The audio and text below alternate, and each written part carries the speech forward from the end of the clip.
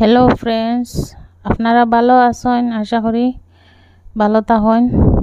আর আমি আজকে দেখুন একটা রেসিপি বানাইয়া কাটল বিচি, আপনারা সবাই জানেন তো কাটল বিচি দিয়ে আর করল দিয়ে একটা তরকারি বানাইতাম সাইয়ার।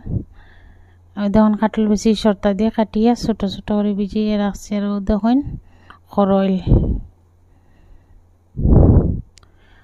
করল কাটিয়া পাতলা পাতলা করে, সবাই তো করল কাটা জানেন। করলটা কাটিয়ে আমি পাতলা পাতলা করিয়া রাখছি। এখনও দেখুন কাটল বেশি আর দেখুন করল দিয়া একটু বানাইমো তরকারি। আমি করলটা একটু জল দিয়ে সিদ্ধ করিয়ার একটু সময় সিদ্ধ করিয়া তার জলটা ফালাই দিতাম। আর কাটল বেশি টাইম একটু ভিজিয়ে রাখছিলাম, তার লাল বাকলটাইন নরম হয়ে গেছে, খসলাইয়া দিলে আর জল দিয়ে 2-3 বার ধুইলে পরিষ্কার হয়ে যায়, লাল বাকলটাইন যায় গিয়া। ওই দেখুন আমার করলটাইন সিদ্ধ হয়ে গেছে, একটু সিদ্ধ দিয়া জলটাও ফালাই দিয়ার জলটা চাকিয়া ফালাই দিলাম।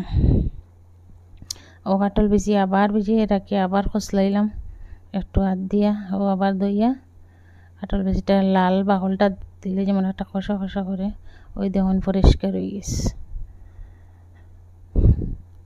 ওই দেখুন এখন আমি পেঁয়াজ রসুনটাইন গ্রাইন্ড করিলাম, গ্রাইন্ড করিয়া গ্রাইন্ড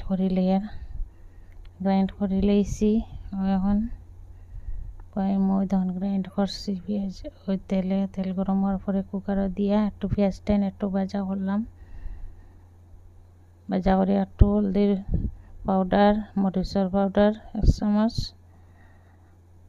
জিরার পাউডার 1 চামচ দিয়া ধনিয়া পাউডার 1 চামচ লবণ দিলাম মাপ মতন।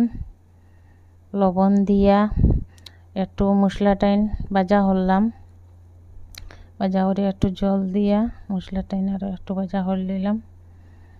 ভাজা করিয়া করলটাইন ডালি নিলাম। করল কাটল বেশি ডালিয়া একটু নাড়াচাড়া করিয়া একটু ভাজা করলাম, মশলার সঙ্গে একটু ভাজা করে নিলাম। এরপরে একটু জল দিয়ে নিলাম, ভাজা হওয়ার পরে একটু জল দিয়া লাগাইলে একটু জল দিয়া আর কুকারটা ঢাকনা লাগাইয়া 3টা বা 4টা সিটি 4-5টা সিটি মারি দিলাম। মাটি